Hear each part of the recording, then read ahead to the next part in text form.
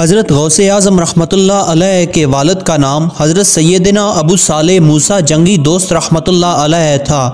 आपका शुमार अपने ज़माने के मशहूर औलियाए किराम में होता था। हज़रत सैयदना अबू सालेह मूसा जंगी दोस्त रहमतुल्लाह अलैह के तकवा व परहेज़गारी और आपकी शादी का दिलचस्प वाक़या कई कुतुब के अंदर मनक़ूल है। रवायात में आता है कि हज़रत सैयदना अबू सालेह मूसा जंगी दोस्त रहमतुल्लाह अलैह एक मरतबा दरिया के किनारे बैठे हुए थे कि अचानक आपकी नज़र एक सेब पर पड़ी जो कि पानी में बहता हुआ आप ही की तरफ आ रहा था।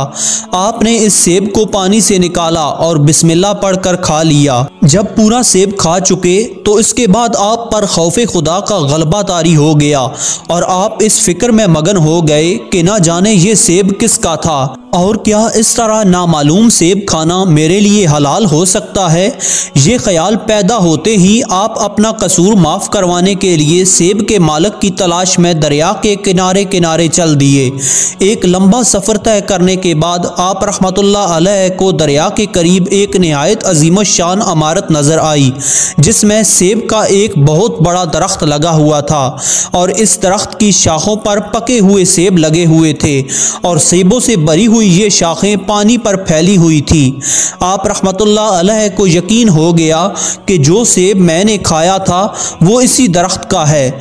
चनाचे आप रहमतुल्लाह अलैह ने लोगों से इस दरख्त के मालिक के बारे में पूछा तो आपको पता चला कि इस बाग के मालिक तो अपने ज़माने के मशहूर आबिद व ज़ाहिद हज़रत सैयदना अब्दुल्ला सोमई रहमतुल्लाह अलैह हैं। आपका शुमार भी अपने ज़माने के मशहूर औलियाए किराम में होता था। हज़रत सैयदना अब्दुल्ला सोमई रहमतुल्लाह अलैह जिलान शरीफ के मशहूर बुजुर्गों में से थे जो नहायत ही मुत्तकी और परहेज़गार और बाकमाल वली अल्लाह थे। हज़रत सैयदना अब्दुल्ला सोमई रहमतुल्लाह अलैह का मुकाम मर्तबा ये था कि आपकी दुआएं जल्द कबूल हो जाती थी। अगर आप किसी शख्स से नाराज़गी का इज़हार फरमाते तो अल्लाह करीम इस शख्स से बदला लेता और जिस शख्स से आप रहमतुल्लाह अलैह खुश हो जाते तो अल्लाह ताला इसको इनाम व इकराम से नवाजता। आपका जज्बा जवानों से ज़्यादा पुरजोश था। जिस्मानी कमज़ोरी के बावजूद भी आप कसरत से नवाफिल अदा फरमाते और ज़िक्र व अज़कार में मशगूल रहते थे। अल्लाह ताला की अता से आप नबी करीम सल्लल्लाहु अलैहि वसल्लम के वसीले से अक्सर गैब की खबरें बता देते थे और जैसा आपने फरमाया होता था हकीकत में भी वैसा ही हो जाया करता था। बिलाशुबा ये आप रहमतुल्लाह अलैह की एक बहुत बड़ी करामत थी। बहरहाल जब हज़रत सैयदना अबू सालेह मूसा जंगी दोस्त रहमतुल्लाह अलैह को बाग के मालिक हज़रत सैयदना अब्दुल्ला सोमई रहमतुल्लाह अलैह के मुतल्लिक़ इल्म हो गया तो आप रहमतुल्लाह अलैह बग़ैर किसी ताख़ीर के इनकी खिदमत बाबरकत में हाजिर हो गए और सारा माजरा अर्ज़ करने के बाद इनसे मुआफ़ी चाही। हज़रत अब्दुल्ला सोमई रहमतुल्लाह अलैह चूँकि वलायत के आला मरतबे पर फाइज थे लिहाजा आप भांप गए कि ये शख्स अल्लाह करीम के मकबूल बंदों में से एक बंदा है जभी तो अपना कसूर माफ़ करवाने की खातर इतना लंबा सफ़र तय करके यहाँ तक आया है। चनाचे हज़रत सैयदना अब्दुल्ला सोमई रहमतुल्लाह अलैह ने आपकी बात सुनकर फरमाया 12 साल तक हमारी खिदमत में रहोगे तब ही माफ़ी मिलेगी। हज़रत सैयदना गौसे आज़म रहमतुल्लाह अलैह के वालिद हज़रत सैयदना अबू सालेह मूसा जंगी दोस्त रहमतुल्लाह अलैह ने बग़ैर किसी बहस व तकरार किए इस शर्त को बखुशी कबूल फरमा लिया।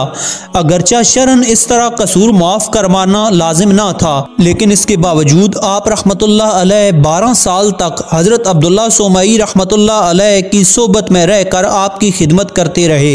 जब 12 साल मुकम्मल हो गए तो अगला इम्तिहान आपका इस्तकबाल करने के लिए तैयार था और इस दफ़ा का इम्तिहान शायद पिछले इम्तिहान से अजीब और सख्त था और वो ये कि वली कामल हज़रत सैयदना अब्दुल्ला सोमई रहमतुल्लाह अलैह ने फरमाया अभी तुमने एक और काम करना है और वो काम ये है कि मेरी एक लड़की है जिसमें 4 ऐब हैं। वो आँखों से अंधी है, कानों से बहरी है, हाथों से माजूर है और पाँव से लंगड़ी है। तुम्हें इससे निकाह भी करना होगा और 2 साल तक मज़ीद मेरी खिदमत करना होगी। इसके बाद जहाँ तुम्हारा जी चाहे चले जाना। हज़रत सैयदना अबू सालेह मूसा जंगी दोस्त रहमतुल्लाह अलैह चूँकि इस्लामी तालीमात से आगाह थे आप रहमतुल्लाह अलैह खौफ खुदा रखने वाले अल्लाह ताला के कामिल वली थे, इसीलिए आपने इस शर्त को भी कबूल फरमा लिया। अब आपका दूसरा इम्तिहान भी शुरू हो गया। हज़रत सैयदना अब्दुल्ला सोमई रहमतुल्लाह अलैह ने अपनी शहज़ादी का निकाह आपसे कर दिया। निकाह के बाद जैसे ही अपनी ज़ौजा से आपका आमना सामना हुआ तो आप रहमतुल्लाह अलैह एक अजीब सी कशमकश में मुब्तला हो गए, क्योंकि निगाहों के सामने जो मंजर दिखाई दे रहा था वो पता ही गई सूरत हाल के बिल्कुल ही उलट था। आप रहमतुल्लाह अलैह ने देखा कि आपकी ज़ौजा मोहतरमा के तो तमाम ही आज़ाद सही और सालिम हैं और इनके हुस्न जमाल के आगे 14वीं रात का चांद भी शर्मा रहा है। ये मंजर देख कर आप रहमतुल्लाह अपनी नई नवेली दुल्हन के करीब तक ना गए, बल्कि वहीं से वापस पलट आए और हज़रत सैयदना अब्दुल्ला सोमई रहमतुल्लाह अलैह से सारा माजरा बयान किया। इन्होंने फरमाया, परेशान होने की ज़रूरत नहीं, तुम्हारी ज़ौजा वही है जिसे तुम अभी अभी देख कर आ रहे हो। बात दरअसल ये है कि मैंने अपनी लड़की की जो बातें तुमसे बयान की थी वो सब की सब इसमें मौजूद हैं। मैंने कहा था वो आंखों से अंधी है, इससे मेरी मुराद ये थी कि नामहरम के लिए इसकी आंखें अंधी हैं। वो कानों से बहरी है, इससे मेरी मुराद ये थी कि ना हक बात सुनने के लिए इसके कान बहरे हैं। हाथों से माजूर है, इससे मेरी मुराद ये थी कि गैर मर्दों को छूने के लिए इसके हाथ माजूर हैं। और पाँव से माजूर है, इससे मेरी मुराद ये थी कि अपने शोहर के हुक्म के ख़िलाफ़ कदम उठाने के लिए इसके पाँव लंगड़े हैं। जब आप रहमतुल्लाह अलैह ने हज़रत सैयदना अब्दुल्ला सोमई रहमतुल्लाह अलैह की ज़ुबानी अपनी नई नवेली दुल्हन के मुतल्लक वज़ाहतें सुनी तो आपके दिल को करार आ गया और आपके दिल में अपनी ज़ौजा की अहमियत उजागर हो गई। अल्लाह ताला के फजलो करम से आपको अपने ज़माने की ज़बरदस्त वली अल्लाह की बहुत सी अच्छी खूबियों से आरास्ता खूबसूरत और खूब सीरत बेटी का शोहर बनने का शर्फ नसीब हुआ। इस वाक़या से हमें ये समझ आती है कि अल्लाह ताला के नेक बंदे बंदों के हकूक़ के मामले में इंतहाई हसास होते हैं। अल्लाह ताला के नेक बंदे खौफ़े खुदा वाले होते हैं और अल्लाह ताला के नेक बंदे फ़िक्र आखिरत की नेमत से मालामाल होते हैं।